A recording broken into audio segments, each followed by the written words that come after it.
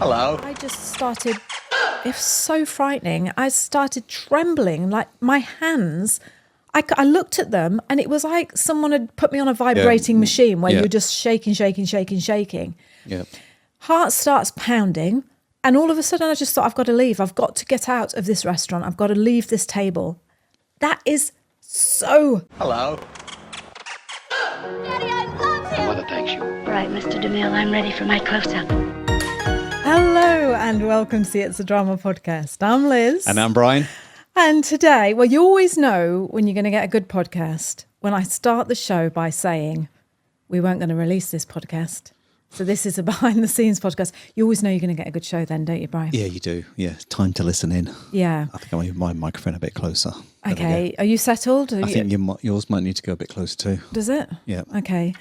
By the way, before we start, I just want to say, you just tapped my microphone and said, "Oh, this is you've got the really good microphone. You've got a good microphone. You can't hear and that. my one's rubbish." Yeah. Don't be thinking. Was that your way of saying that you're going to be wanting a new microphone? Well, I've ordered one already. I wouldn't. It really wouldn't I know, surprise it wouldn't me. surprise you. So, welcome back to the podcast. Today, we wanted to talk to you about the realness of returning home back to New Zealand after a month in Thailand. It's just been flipping horrible, hasn't it, Bri? Hey? Again, it's not easy, is it, Liz? It's, yeah. I thought I'd just lay that out there so you know what you're going to get. I know. It's a bit shit coming home, isn't it? You know? It isn't shit. It's challenging. And that's what we wanted to talk to you about because... Well, yeah, I don't mean New Zealand's shit to come home to. What I mean, it's just shit coming home after you've had a nice break. Yeah. And that's what we want to talk about because when we came home from Thailand, we jumped straight in and we made a new podcast episode about what had happened on the plane coming home. And it was a great podcast and it was full of energy. And ever since then, I just feel like I've just gone... And I've been saying to Brian, we need to record a podcast. But every day, I don't feel like I've got the energy to do it or the buzziness or the uppiness. And so I've been putting it off, thinking, no, because no one wants to hear about how depressing it is and just how you feel. But do you know what? Then I went on a walk this morning and I thought, this podcast is always been, and I've said this so many times, it's always been about keeping it real. And it's not fair if we just don't create content because that content, I'm worried that content might be a bit of a downer.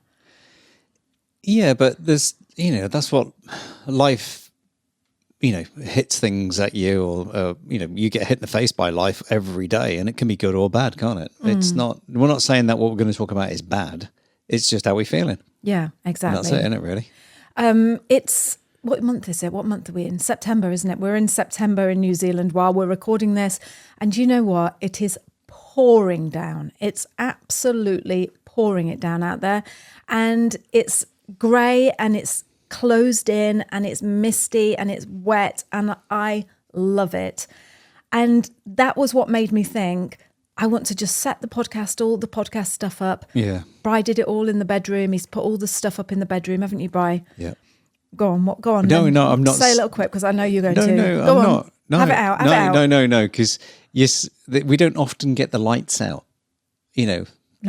And we've put lights in the bedroom to actually because it is a bit grey. The camera will pick it up as bright outside, but it's actually grey in the room. So we've got the warmer lights. Well on. done, Bri. It's taken you 2 hours to set this podcast set up today. But it's that it? sort of day that you should just be sitting by the fire with an old black and white film on.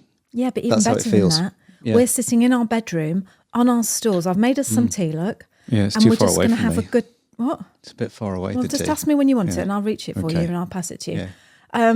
Don't ask me now, though, because I've got something important to say. Yeah. I just think it's a really good chance just to sit down and just snuggle up together. Yeah. And with a black and white film. And just pretend, and not pretend, and just enjoy each other's. Just pretend. Just pretend to like each other. Yeah. Anyway, so coming home.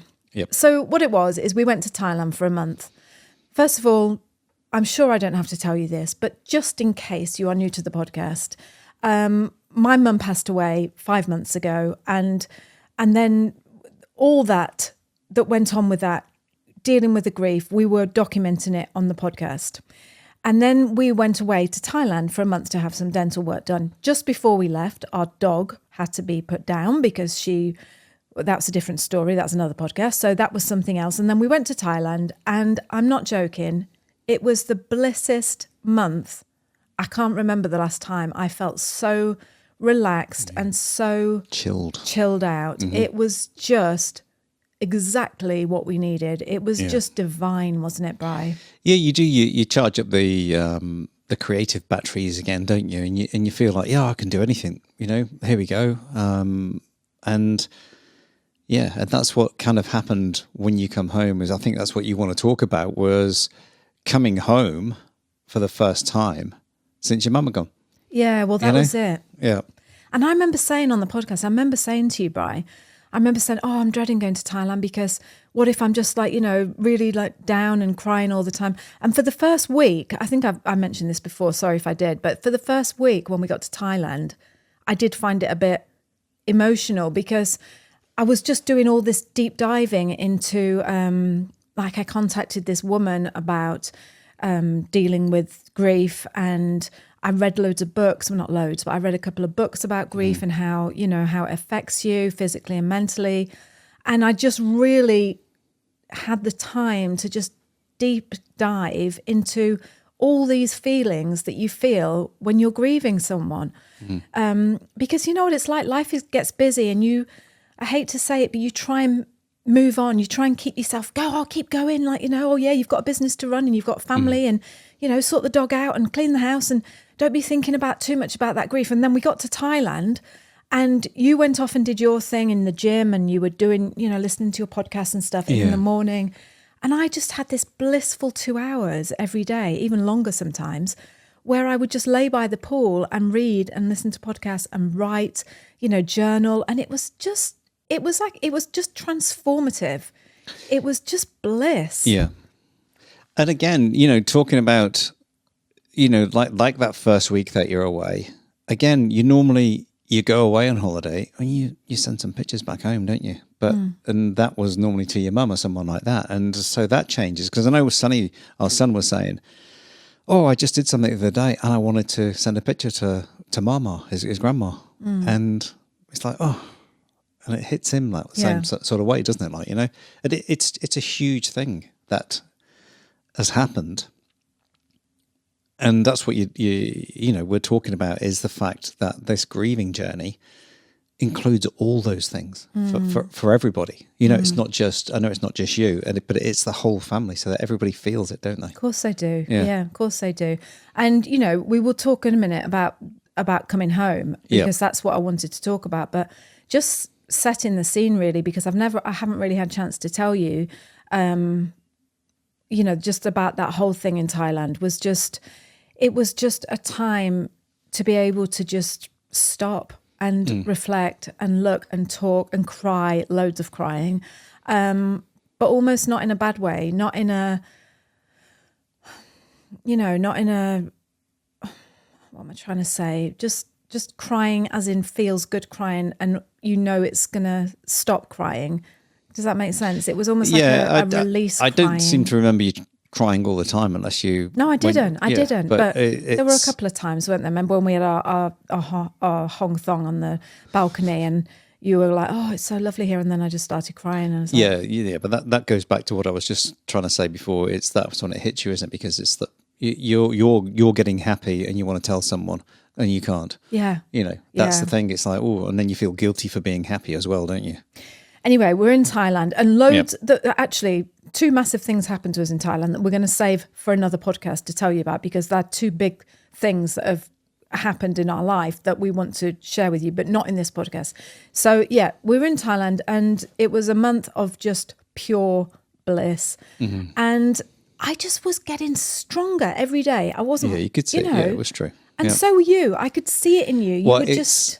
Was it a different thing of me being able to relax a little bit more? Because, I could see you relaxing, so I'm not thinking, is she okay all the time, Is that what it was like? Well, it does. That's the way I miss your mum like anything, and God, 40 years I've known her sort of thing nearly, well, nearly 40 years, not quite, but not far off it.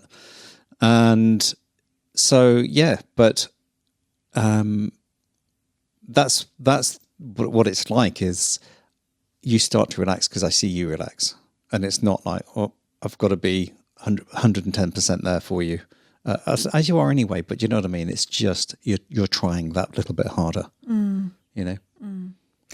And I could see that you were taking the time to do the things that you wanted to do as well. Because this is what we were talking about. We were saying we've got just the same amount of hours in the day when we're in Thailand. Yeah, but those first 2 weeks we did take time off. And I know for me, the Olympics was on and I would go to a cafe and just get my iPad out, crack on the VPN and watch the old BBC with the Olympics. Yeah. It was brilliant. It really, really was. I loved seeing you do that. Yeah. I absolutely loved it because we used to go to that cafe and it was on a busy street in Thailand and, in Chiang Mai in Thailand, and just right on the corner of a street, masses of people everywhere.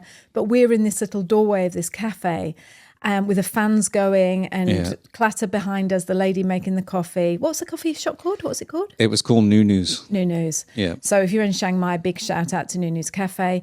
And Bri would just put his headphones on and start watching the Olympics for like 2 hours. Yeah, my nice new AirPod Pros with the noise cancellation. It was amazing. Yeah. It really was. Yeah. And I just sat there reading, journaling.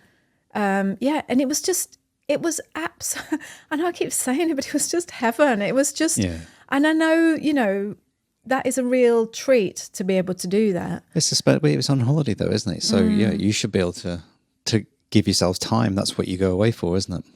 Yeah. So we have these 2 weeks that are absolutely bliss. And then the next 2 weeks, we jump back into our work, into our community. We've got a private community for New Zealand, so we're doing work for that, writing posts. And each day I was just getting all these ideas. I was just getting, oh my God, I could do that. And Brian's like, yeah, we could do that together. Oh yeah, we can do this. Oh, we'll do that. Let's do that. Again, stuff that we can talk to you about in another podcast. All that to say, when we came home, it took about 2 days and I just felt like I was back to square one before we'd left. Yeah. And I know that's not true. I just want to say, so before you get completely and utterly, oh my God, really, Liz? No. I know, but I don't want you to think, No, I know. What? That I'm just, just back to square one. Yeah, and you regress back to where you were before you went. I don't want you to think that. I just mean what I thought I was going to come home and I was going to be like, yay, brilliant. I've got all this energy. I've got all this. I'm ready to fight the world. I feel strong. I'm back to how I was before Mum died. And, I'm over the dog and I don't need to worry and I'm coming home. And like I say, walked in the house. Yeah, brilliant. Fantastic. Let's take Sonny out for a coffee. I was all for it. I mean, that goes to show. I mean, it's not like me to offer to take Sonny for a coffee. Took Sonny for a coffee and we went out. And I think Sonny even said to you, didn't he? Oh, Mum's looking a bit brighter. He did say that. Aww. Yeah, your mum sounds a lot brighter. And I was like, yeah. And then we were. And that we came home on the Friday. And then on the Sunday, you went out for the day with Sonny, didn't you? You went and played pool or something. Yeah, I did, yeah. And it just suddenly, it was like just being hit in the face with, a brick. It was just, all of a sudden, it was just, no, because you've got this to worry about and that to worry about. And, just being home just reminded me of everything. And I don't really know how to cope with that because what do? You don't just go, well, I'll just tell you what, I'll buy a new house then, or I'll never live here again, so I never have to be reminded of Mum again. Yeah, but that's what it felt like, but I'm just being honest. That's a new time of coming home, that's why, because you've come home to no mum, no dog in the house, and it just probably felt quiet. While we were in Thailand, people who get my newsletter, my front row newsletter, will know this already, because if you're on my newsletter, I just share everything that's going on in our personal life with those readers. So yeah, you'll already know this. But while we were in Thailand, Tessa decided to, she said that she wanted to come home. She's changing her I was going to say platform then. She's changing her outlook. She's changing her plans is the word I'm looking for. She's changing her plans, and she no longer wants to stay in Wellington. She wants to go traveling to Europe next year. She can't save any money in Wellington because it's so expensive for her to rent a place. She is splitting up with her boyfriend.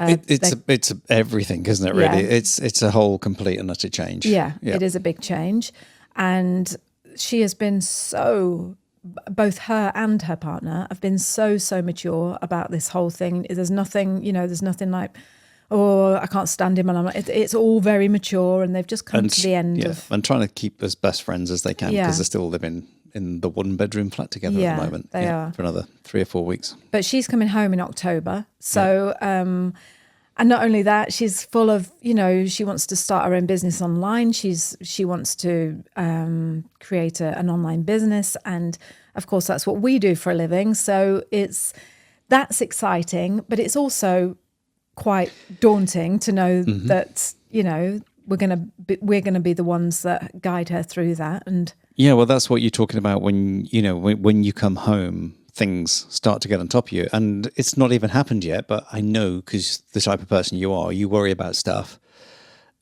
and you're just thinking, I'm going to have to spend hours with her, which you probably will, but at the moment you're not. But you think you already are. Do you know what, Bri? It's not the fact that I have to spend hours with Tess. Yeah. Spending hours with Tess is not the problem. What my problem is, and you're right, I am worrying about it before it's happened, but that's just the way I am. I know.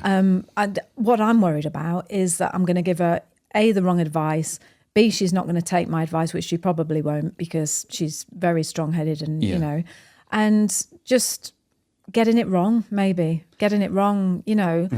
at the moment, with her in Wellington, I can just talk to her on the phone. I can give her advice. I can text and whatever. And I'm going to be really, really honest with you here. I am going to just be honest with you. I'm scared of her coming home and me just being, her just seeing me down and going, I thought you'd been to Thailand. I thought you're okay now. Not, yeah. I'm just, I don't, and not that she would ever say that, but I don't know. I just feel this, it's just this weird obligation thing that and no one has put that obligation on me, only myself, of, okay, you've had your month in Thailand. You best, I want to say you're better now, but come on, you've stepped up a step. You've moved on a bit. Yeah. And I have, and I know I have, because I'm able to talk about this without crying. That's a massive sign for me. It's just, that's such a positive thing. But at the same time, I'm really having moments of struggling. And I suppose if I'm being honest, I just want to hide it and just be like, no, everything's fine. And you can do that when they're not here, but you can't do it when they're living in the same house as you because they see you all the time. Yeah, I going back to, yes, you're moving forward, which you are. We all struggle with post-vacation blues, don't we? Everybody does. And it can take a few weeks to get back into it, and literally it has just been 2 weeks. I know, I can't believe it's only been 2 weeks. But it feels like about a month. It does. It really does, doesn't it? But that's a good thing because maybe you're slowing time down, but you can't expect to just come home and think, oh, look at this, I'm home, isn't it brilliant and wonderful? Otherwise you'd never go away because home is so wonderful. Home is good, but it comes at a cost, which it does. The more you have, the more things you've got to do. And it's as simple as that, isn't it? What do you think, Bri, was the best thing about being away? Time. And what? Just tell me what. Because we were in a 1-bedroom apartment. Everything. It's a tiny apartment. It's not big by any stretch of the imagination. And all we do in the morning, just get up, have your coffee. Literally, you don't bother cooking there because even though there's a little hot plate and stuff, it's not worth it. So literally there's 4 cups in the apartment, and so there's no dishes to sort out or anything like that. There's no dishwasher to load or unload in the morning. You go up to the roof garden, have your coffee, come back down, put your gym stuff on, head off to the gym. You'd head off to the pool and do whatever you wanted to do, Tai Chi on the roof or whatever it was. Sauna, this, that, and you're on night having a break, aren't you? You're not selling it to me, Bri. It sounds like hell. It sounds awful, doesn't it? But all right, what's the difference? What's your routine? Carry on. I know. All right. So, and then you'd go off into town. You wouldn't have to cook for lunch. You wouldn't have to cook for dinner because you're going to either we'd go to a couple of places, like we say, aunties or mum and dad's downstairs and stuff like that, as we called them. And it's $3.50 to eat. So it's, what's there to stress about? Go to coffee shops, have as much coffee as you want, teas and everything else, and just enjoy yourself. Go around for a ride on a tuk-tuk and then rinse and repeat. Go for a massage, all that.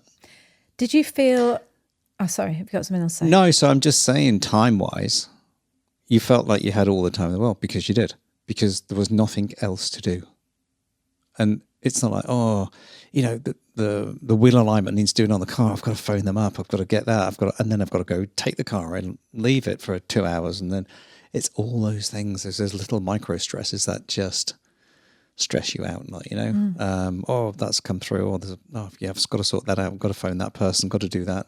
And when you're away, and again, being on a different time zone, just gives you so much time because all the people back at home, they've all gone to bed now after 4 o'clock.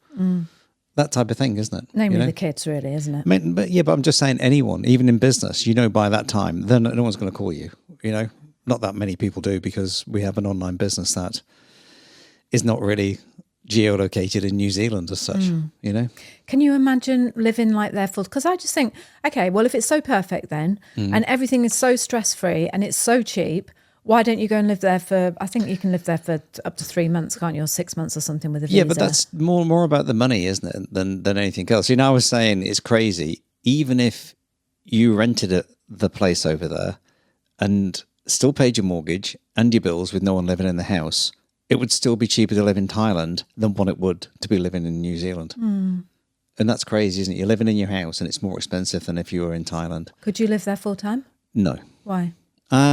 Because it starts to close in after a bit, doesn't it? It's like anything. You miss the open spaces of New Zealand and just the cool air sometimes and stuff like that. Yeah. Clean, cool air and stuff. And this is the thing, isn't it? Because you start to really reflect when you're away and you just start to think, what's it all for? What we do, what is it for? What is all these things that we own, that we've got?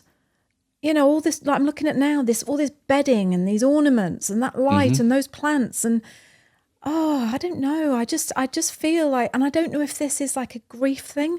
Yeah. And if it's shadowed by that and that's why I'm having these feelings, or if this is the real me going, wake up, Liz, you were there happy and now you've come back and you're sad. So I know where I'd rather be, sad or happy, what you choose. Yeah. But it's not realistic because you've got kids and you've got family and you've got you've got responsibilities. And, we came back, the cat's tail's nearly fallen off. That was a flipping drama. I know.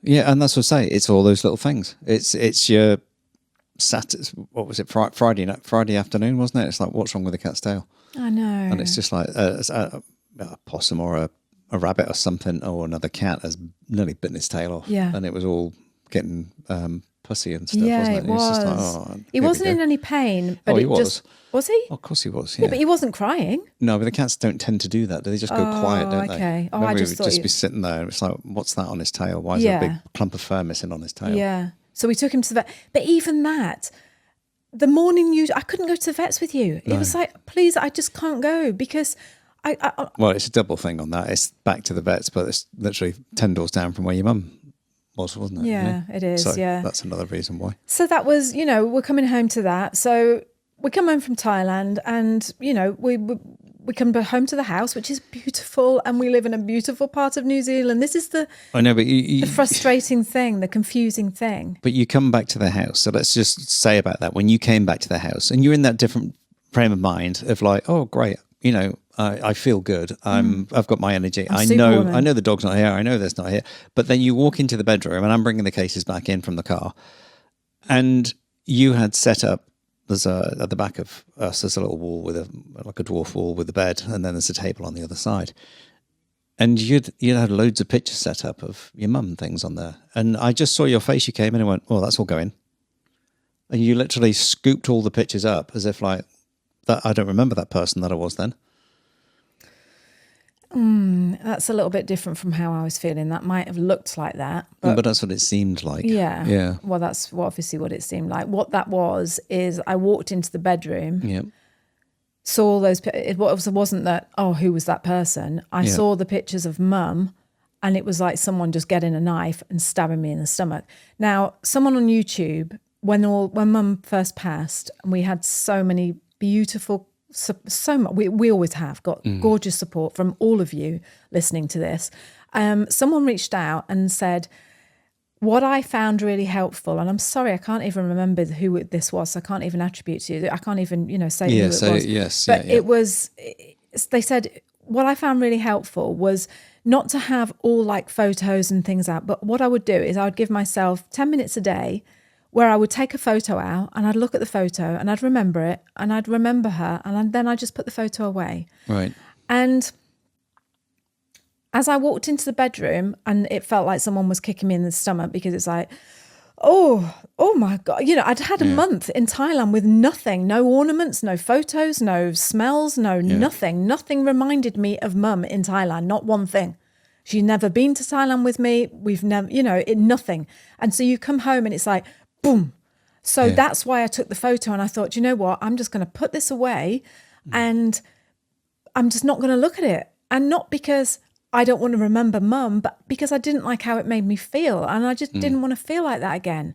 Yeah. And I was scared that I was just falling back into that pit of despair and gloom. And I'd done all this work in Thailand and I'd read all about this grief and, I've got a grip on this now and I understand that, but it was just, I had to ask myself when I saw that photo, how is this making you feel, Liz? Yep. Does it make you feel, oh, look, there she is? No, not yet. It doesn't make me feel like that. I still can't look at a photo of Mum and think, oh, there she is. And no wonder, it's only been 5 months.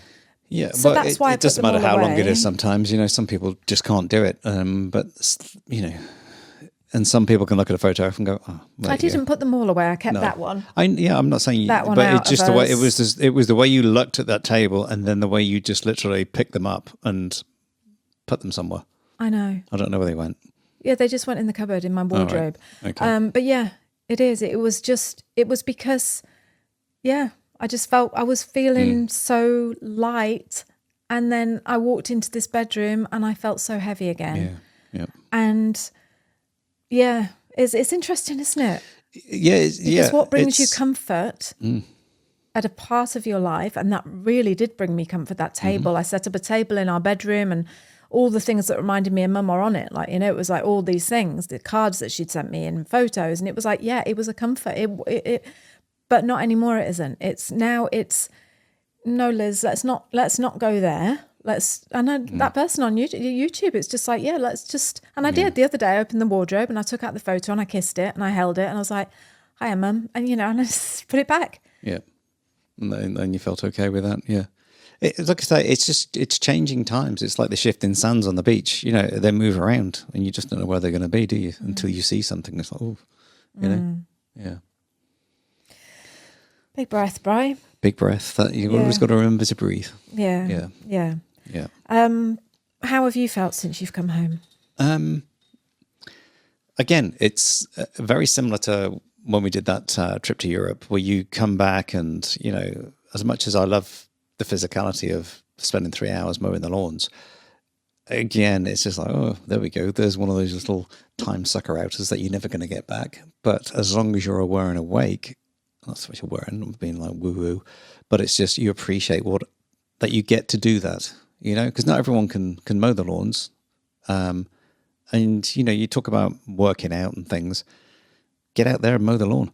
Why would you pay for someone to do that? If you're going for a walk or you're going for the gym or whatever it is, get out and mow the lawns. It's more physical exercise than you'll ever get from a walk. You're knackered when you do the lawns, aren't you? Oh, it's 3 hours Never of seen hard you so push. tired. It's a 12K walk to do the lawns. And you just think 12K, but you're actually, pushing the lawnmower. It's a pull along one, but, going up the hills, you've got to push it because it just sits there spinning otherwise. And just whatever else you're doing there. We're talking about getting, well, first of all, we were talking about getting someone to do the grass for us, to do the lawns, to cut the grass. And then you were saying that you could get a new lawnmower and that would cost $1,000 for a new lawnmower, which is a lot of money. But I think it's going to cost us about $300 a month to get someone in to cut it. At least, yeah. I mean, it's not a huge lawnmower. You think, oh, do it on a ride-on. It's like, well, no, it's not flat. And honestly, I've tried it on a lawnmower and on a ride-on, nearly killed myself about twice. And put your back out because it was so bumpy and on the side. Anyway, that's another story. But yeah, so that's just one thing. And then, like I say, all the other little things that you didn't have when you were on holiday because everything's paid for. But the crazy part, I think the double-edged sword is it's cheaper in Thailand and it's not where you live. And you just think, you're living in a serviced apartment, so there's no other bills, is there? There's no electric bill to pay. There's no Starlink bill to pay for you. All those things, and you just think, super fast internet in the apartment, quicker than what we got here in New Zealand. We were talking the other day, and no, it wasn't the other day. It was this morning actually when we were having our coffee. We were talking, and we just said. We were counting up all the times when we lived in England, how many times we went on holiday when we lived in England. Yeah. And we've worked out that in a period of like 5 years in England, we went to France 5 times. We went to Canada. Where else did we? Oh, Greece. Went to Greece. Yep. So we were like, oh my God, we were always going on holiday. I mean, all the money was just going on the mortgage. So we had one of those drawdown mortgages where you could just put it on the mortgage. So we were just putting it all on that. Yeah. And we were just always going away. And we said, since we've come to New Zealand, apart from our big world trip, like that Thailand holiday that we've just been on is the first holiday in 2 years that we've had 2 years. And I think it's because you live in New Zealand, and New Zealand is a holiday destination. A bit like when you used to live in Newquay in Cornwall, wasn't it? Yeah. And you never went on holiday because, well, you live in Newquay, so why do you need to go on holiday? And that's what it's like living in New Zealand, I think. Yeah, but I always remember my brother-in-law, ex-brother-in-law now, I suppose. I remember when he was, we're talking to him in New Zealand, and it's like, oh, you're going on holiday? He said, no, I don't need to. Oh, you got no plans of going anywhere? Nope.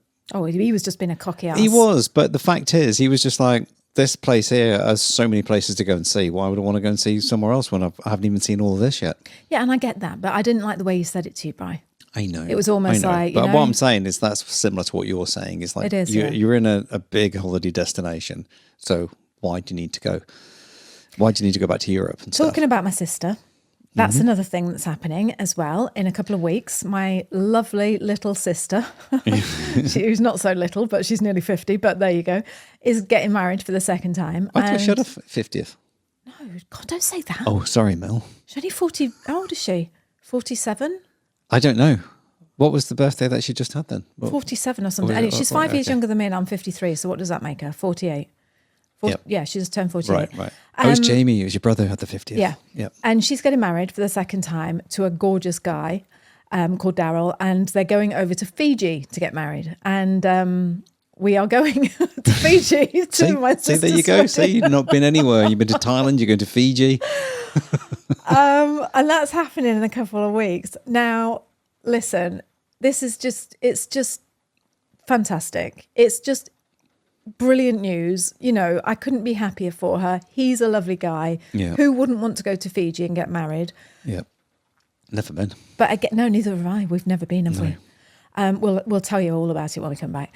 Yeah. But again, because I'm being like, I'm thinking, I'm nervous, Bri, and we can talk about the worrying about things that don't happen until they've happened. But I'm nervous because, because it's a family wedding and my mum's not going to be there.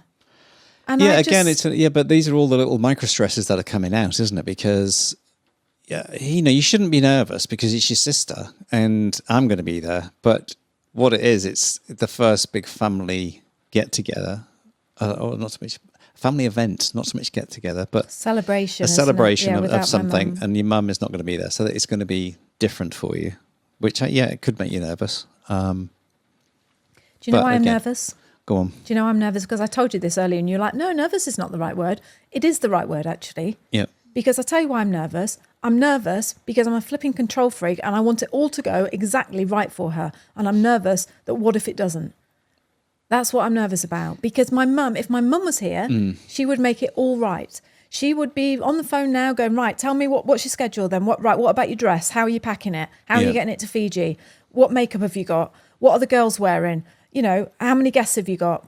What about the alcohol? Shall we buy it at the airport? My mum would sort everything because my mum did that. That's what mums do. Or my mum did anyway. And I'm worried. I'm nervous because I'm not like that. And I'm the only one she's got. And I should be like that. Oh, it's just... Well... I just feel like... I don't know. I just feel like... I just wish I could be better for her. Well, no, because it's the relationship you've had has been sisters. You're not her mum.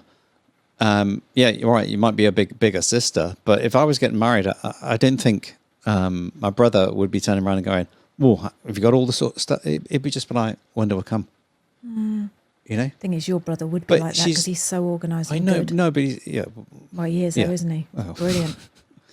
But what I'm trying to say is you're going to a resort that you've got no control of. If you lived in the same town or the same village and you know you're going to that particular hall or that venue, then you could sort it all out with her. But you're not. This is in Fiji, never been there before, and you've got to get a water taxi to the little island that this resort is on. How nice is that going to be?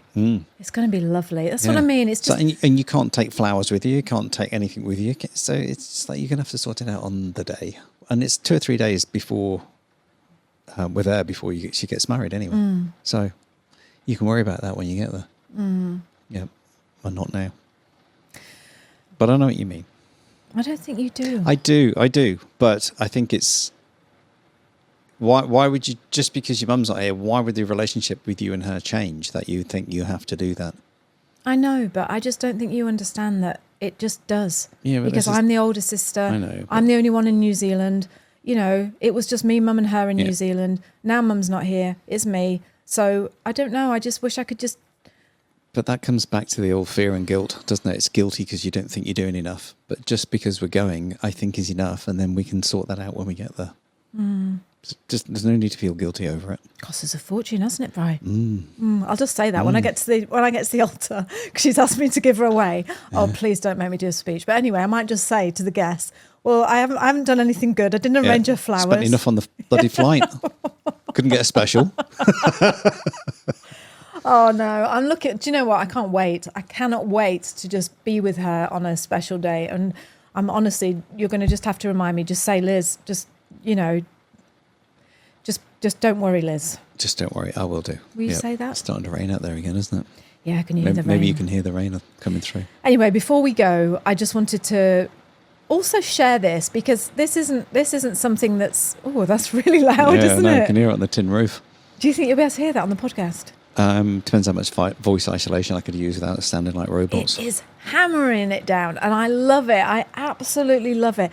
Do you know what? That's one of the things I love about New Zealand is when it rains. Oh my God, it rains. It rains properly, like proper rain it rains. Yeah, it doesn't just like drizzle rubbish. It's proper rain and I love it so much. It's just so cozy. What was I going to say? First of all, Sid, the cat, because I know we have a lot of cat lovers listening to this podcast. Yeah. He's fine. He's absolutely fine. He's got his antibiotics, hasn't he, Bri? Yeah. You took him. Yeah. You said he was such a good boy. He was such a little gentleman. He really was. No claws, no nothing, no whinging. He just sat there and it's like, yeah, I know it's in a shit state. So can you help me, please? That's what it felt like. Because cats normally hate the vets, don't they? He didn't like it. He didn't want to be there, obviously, but he was ever so good, especially when he got his part of his tail shaved. Yeah. So now he's running around with half of his tail shaved. It looks like one of them poodle dogs, doesn't he? Does. And it's all bent over, so Yeah. That bite was nearly through, so we got to see whether the nerves come back to his tail because he can feel it because she was squeezing it, and he was. And again, it just feels so weird because we haven't had cats for such a long time since we lost Pandora. Yeah. But so that was just another thing that just happened. But before we go, I just wanted to share this with you the reason I'm sharing this, and I'll be right up front about it, is because when it happened to me, I thought, what the hell is this? What is going on? So maybe there is someone out there listening to this podcast that has the same thing happen to them, and I want you to know you're not alone. Yeah. So this is why I'm sharing this story. So we went down to Wellington, didn't we, Bri, to see Tess in her show. She was in a show down there with Finn, her boyfriend that it's not going to be a boyfriend soon, but she was in a show down there. And me, Brian and Sonny went down to see her. And my niece, my sister's daughter, is also living in Wellington. So she lives down there as well. So I phoned my niece and I said, we're coming down to Wellington. I'll buy you a ticket to go and see Tess in her show. She said, oh, thank you so much, Auntie Lizzie. That would be lovely. And, you know, we drove down to Wellington. We had a great drive, me, Brian and Sonny in the car. It's a 5-hour drive from where we live down to Wellington. We stopped for a pie on the way, didn't we, Brian? Yeah, we did. Actually stopped for a very good pie in Wanganui. Yeah. It was absolutely lovely. So New Zealand pies are just divine. So we had a pie, even though... Not too glutinous, this one, Liz? I know. Well, I was going to say, people must be thinking, hang on a minute, I thought Brian was gluten-free, which he is. Yeah. Yeah, but occasionally you just got to think, do you know what? I've got to have a pie. Yeah. So why not? The pie is life's calling. For living, eh? Yeah. The pie is calling. So, that's, occasionally again... you'll have a pie. Yeah, we had a pie. Of sourdough. Yeah, we had a pie and it was divine, and we had tea and it was lovely, and we were in the car and we were listening to music and it was all fine. Everything was fine. We're driving down to Wellington and it was lovely. We're going to meet Tess. We're going to meet my niece. We're going to meet up and we're just going to have a lovely time. So we meet up, we get down there and we meet Tess for a coffee, the four of us just together, and we had a coffee and that was lovely. And I told her, the kids, some big news that I'm going to share with you in the next episode, or maybe in next week or whatever, because I haven't got time to share that now. And we had this big news and we had a coffee, and then Brian and Sonny went off to play pool, didn't you? Yeah, we did. We went off to the pool hall. And me and Tess chatted. She took me back up to her flat and we sat on her balcony and we chatted and we had coffee, and it was all lovely. Everything was fine. Everything was fine. You know, nothing was untoward. And we were going to this Malaysian restaurant that night before the show started. So we had the table booked for 6. It was quite early, 5:30, I think, because Tess had to leave at 6:30 to go and get ready for the show at 7:30. Yeah. Yep. And this is like, we'd been back a week by now. We'd been back from Thailand a week. So we go to the restaurant, this Malaysian restaurant, and I'd reserved a table, and there was, how many of us were there? There was six of us. 7? 6 or 7, yeah. Sorry, 5. No, 6, 4 6, of us, 6, yeah. 6 of us, Finn and Bo, yeah. So 6 of us. Yep. So we sit down at the table in the restaurant, and, you know, it was a bring your own restaurant. So Sonny had bought a couple of bottles of wine, and the wine's on the table and all the glasses are out and the waiter comes over. Are you ready to order? Or, oh, no, we'll just look at the menu, thanks. Everyone's just sitting down. We're going to see Tessa's show in a minute, so nothing to worry about. Everything's fine. And all of a sudden, I started shaking, trembling, actually. I'm going to say trembling. It wasn't shaking, and there's a difference when you tremble and shake. And I just started, it was so frightening. I started trembling, like my hands, I looked at them and it was like someone had put me on a vibrating machine where you're just shaking. Yeah. Heart starts pounding, and all of a sudden I just thought, I've got to leave. I've got to get out of this restaurant. I've got to leave this table. That is so not like me. Mm-hmm. Absolutely not like me. Not in front of my kids, not in front of... Just, not in a family situation. No, never. You know, Finn's been part of the family for 2 years. That's, Tessa's boyfriend. That's going to be ex very soon. But and then there's Bo, who's been there from as long, how old she is, 21 years old. And I looked at you, didn't I? And I said, Brian, why am I... what's happening? Yeah, I just looked at you, and you looked like your head was sinking into your shoulders. And then you just said, my hands are shaking. And I was like, I held your hand. But you then just looked at me, and you could just see that you weren't breathing. And I don't know why you were panicking, but you just got up and went to the loo. Yeah. So I went to the bathroom and I burst into tears. And then I did this thing because my heart was going, and I was shaking. And I was so confused because I was like, what's going on? You know, why, what, have someone put something in my drink? And I'd only had like a mouthful of wine at this point. Yeah. And I thought, someone's put something in my drink. You know, this is what's going on. And there's this technique that's called, I don't know what the name of it is. Sky breathing. I don't know. It's where you hold one nostril and you breathe in through one nostril, and then you switch over and you hold it, and then you switch over to the other nostril and you breathe out of that nostril. And I stood in front of the mirror in that bathroom, in that restaurant, and I did it 10 times. And I was just saying to myself, you're okay. You're okay. Just breathe in, hold, breathe out, hold. Oh God, even just thinking about it now is just making me just feel tight. But I just thought, still had no idea what had just happened. No idea. I go back out to the restaurant and I was calm. In fact, I was calm. I just sat back down and Tess said, what's the matter? Are you okay? And I said, yeah, I'm fine.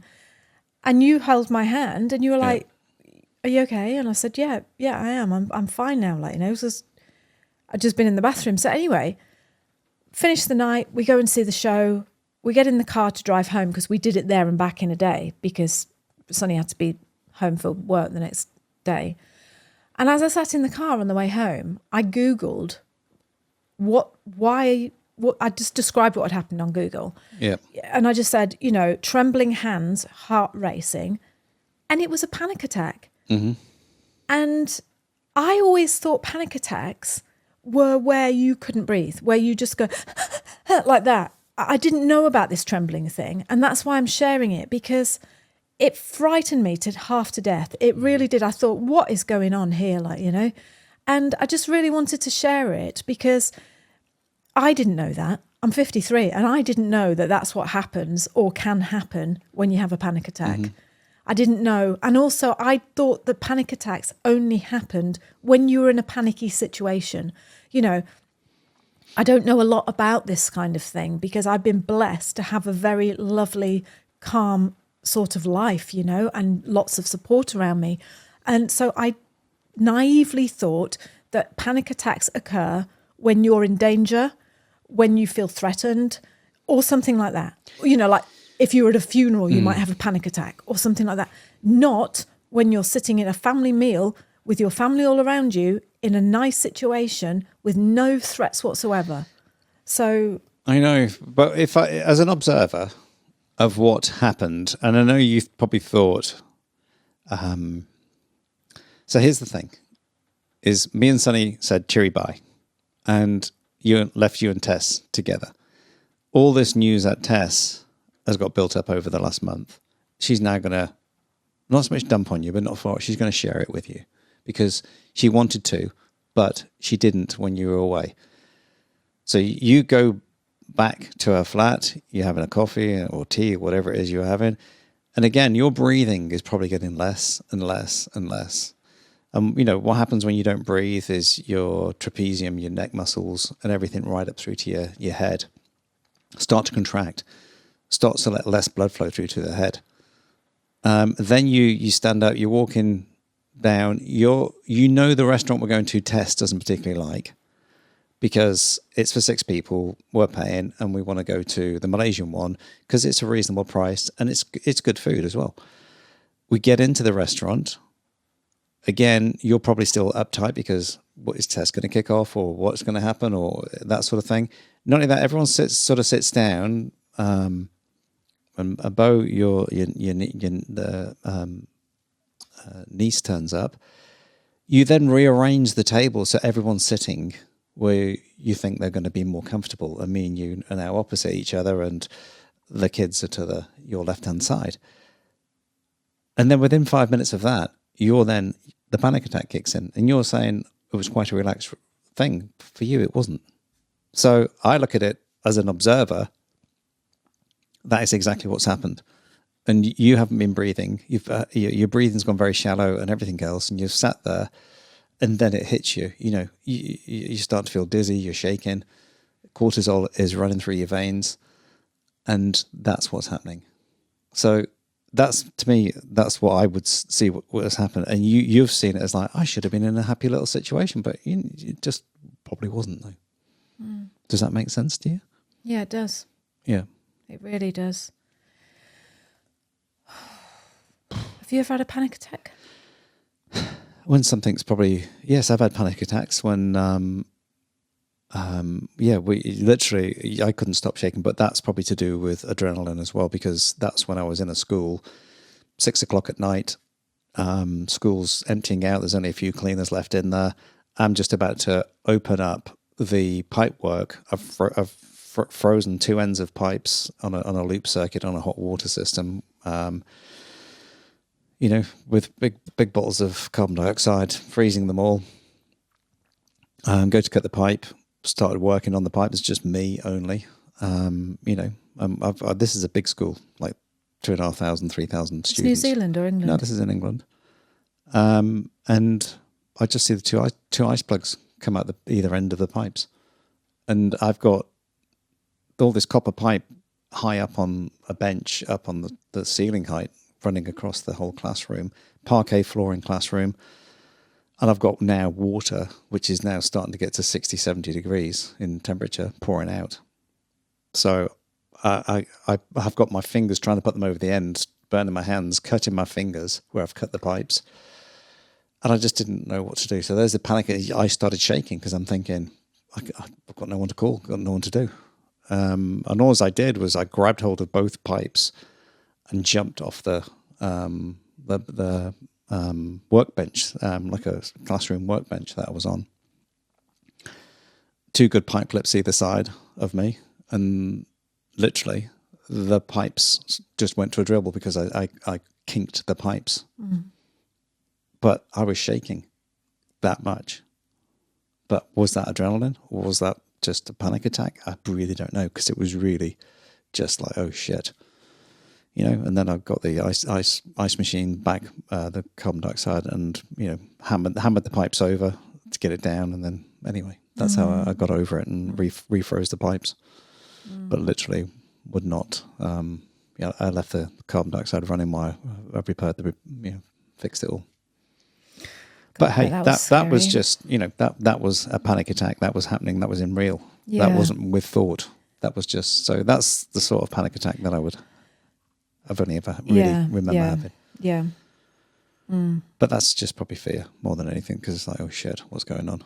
And it is, and that's why I'm saying, that's why I wanted to share it with you, not because, for the only reason I want to share that with you is because it was so scary, and it wasn't until I Googled it that I realised, okay, it was a panic attack. And also just to share that breathing technique with you for when if you do ever have a panic attack. You're brilliant at that, for reminding me, breathe, Liz, and luckily I knew about that breathing technique.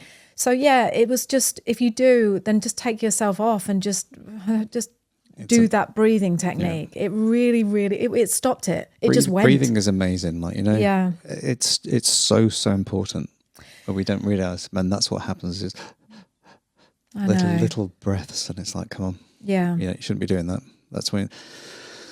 you've got to take a big breath. So that is a roundup, really, of what it's been like. So sorry about that. Bit of plumbing in there as well. Yeah, I wish we could have brought to you a jollier, happier, But this is it. This is the real life. It's a drama. It's just this is it. Yes. This is what it's like when you come home after a month away, and the things that you have to deal with. So when we talk to you next time, maybe we'll have been to the wedding or in Fiji. Well, yeah, see how it goes. Just keep an ear out for the Fiji one. Yeah. Yeah, and we really want to share with you a big decision that we made while we were away in Thailand. There was a couple of big decisions, actually, that we probably will just take 2 podcasts to share those with you. And to say thank you. To say thank you, because that is the other thing that I was saying to Bri yesterday. I have been hanging out to be able to do this podcast with you. Yeah. Because to be able to talk, to be able to have a platform like this, and to be able to talk, whether anyone listens or, just to have someone saying, go on, say what you want to say. Yeah. It's the best. It's the biggest gift that you can ever give to someone, is to say, I'll listen to what you've got to say, tell me. That's what... You're super, super good at that. You really are. You let me talk, and you let me much choice. Really. Ramble on. But I think doing it on the podcast is even more special because we're able to pass it on, and help in any little way that we can just by sharing our experience. So thank you so, so much for being here and for listening and just for being you. I'll just say one thing about that. Sometimes it can work against us because we say, oh, we won't talk about that right now. Let's talk about that on the podcast. And it's like, oh, we really actually need to talk about this now because we've not got the microphones out or anything like that. And I have a bit of an axe to grind, Les. Why? With someone out there in the dark. Who? Now, it's a lady that lives in South Africa. Oh, God. And she's a grandma. Yeah. She's only 10 years older than me. Mm-hmm. And she said, you've had me on a comment that she left. It was either on YouTube or Spotify or somewhere, wasn't it? I think it was probably YouTube. Mm. And she said, I was laughing my head off at Brian when he was getting massaged. And Liz was in the next sort of bed space to me with a curtain around her. And she could hear the lady that was massaging me laughing. Yeah. And she turned around and said, this is the lady from South Africa, Grandma. A grandma should know better. Should know better than this. You've tickled Brian. I'd love to. Yes, I'd like you to tickle me now. And she said, that's because there was nothing there. Yeah. And I said, yeah, right back and tell her the lights were on as well. So you were right. Oh, that was funny. We were laughing our head about that. I laughed my head off at that. I just thought, oh my God, that's brilliant. I loved it. So don't forget, we love your comments. We love your emails. You can leave us a review on Spotify. You can leave us a review on Apple. You can comment on YouTube. You can subscribe on YouTube. All those places that you're listening to this podcast, you can probably either leave a review or comment or reach out to us by email. And also don't forget that what I mentioned earlier is the Front Row newsletter, which is a free newsletter that I send out to people about our life, about life exactly like this podcast, but it's just in written form. And you can catch up with that by signing up on the description below. I'll put it in the description below. It's the Front Row newsletter. It's www.itsadrama.com/Front Row. Until next time, my heart really does beat with yours. You don't know how much I flipping appreciate you. I really, really do. Stay safe and thank you so much for being here. Until next time, I will speak to you soon. Yep, so kia kaha, stay strong, kia u, stay true, and it's true. There's nothing there. Bye. Bye. Hello. Like if we were driving to the cafe across town, I would imagine us pulling up at the cafe, walking into the cafe. I had to imagine it every time, and that's the only thing that kept me calm and not like a complete nervous, shaking frog.